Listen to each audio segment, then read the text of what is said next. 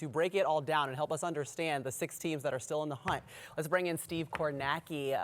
What are we looking at right now for the last 2 weeks, Steve? Well, Maria, how about this? There are 6 teams still in the mix for that #1 seed in the AFC, although as we'll show you here, we may be testing the limits of what it means to be in the mix with some of the scenarios we're going to show you. But 6 teams here sort of going in order, starting with the Broncos at the most plausible to the Texans at the least plausible.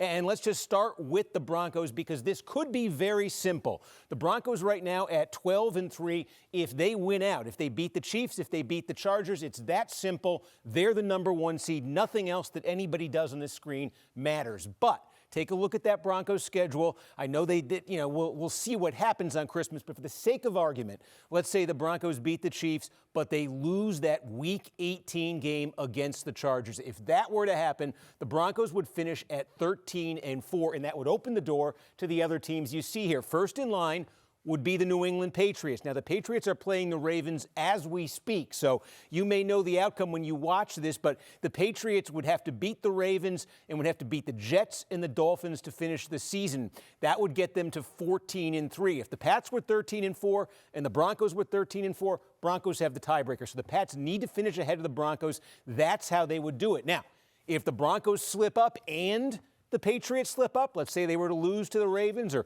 drop one of these other 2 games, then next in line, it's the Jacksonville Jaguars. If the Jags were to beat the Colts and the Titans and they were to finish at 13-4 in this scenario, remember, we just saw them beat the Broncos today. They have the tiebreaker. #1 seed becomes the Jacksonville Jaguars. But let's say the Jacksonville Jaguars also slip up. Maybe they lose to Phillip Rivers and the Colts. Maybe they lose to the Titans. Stranger things have happened. Then the Chargers are next in line. Remember, the Chargers play the Broncos a Week 18. If they were to win that, they'd have a sweep of the Broncos for the regular season. That would be the tiebreaker over them. They'd also have to beat the Texans. But the Chargers then at 13-4, they would become the #1 seed in the AFC. But now, let's really have some fun. Let's get to the Buffalo Bills. How could the Bills emerge with the #1 seed? Okay, well, first of all, obviously, they have to get to 13-4. But the Bills at 13-4 also have to make sure that they win the AFC East over the Patriots.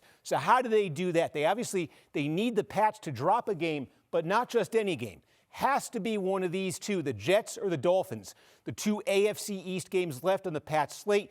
That's how the Bills would catch the Pats with the tiebreaker in the AFC East. And then with all these other teams losing, the Buffalo Bills would be the #1 seed. And then let's erase this and start fresh to get to the most complicated, the Texans. The Texans with 5 losses, the best they could do is 12-5, but the Texans would have a bunch of tiebreakers if it ever came to that. So you see the Texans, how do they get every other team to 5 losses? They play the Chargers, so they have a chance themselves to hand the Chargers a 5th loss. They'd need the Bills to drop one of these 2. Maybe it's the Eagles. Bills would have their 5th loss. They'd need the Jags to drop one. Maybe it's the Colts, maybe it's the Titans. They would need the Patriots to drop 2 of their remaining 3 games, and they would need the Broncos to lose not just to the Chargers, but also to the Kansas City Chiefs to finish at 12-5. And then, and only then, would the #1 seed in the AFC be with about a 0.2% chance, something like that, like a snowball in Key West. Those are their chances. They're Houston Texans. Oh, my God. Steve Kornacki. Well done. My brain is over here about to explode, and you're not even sweating. You're like, this is just my Tuesday. I was just mapping this out in my head 2 seconds ago. So you're That's telling incredible. me there's a chance. There's a chance. There's a chance, Houston Texans fans. Yeah, there's a chance.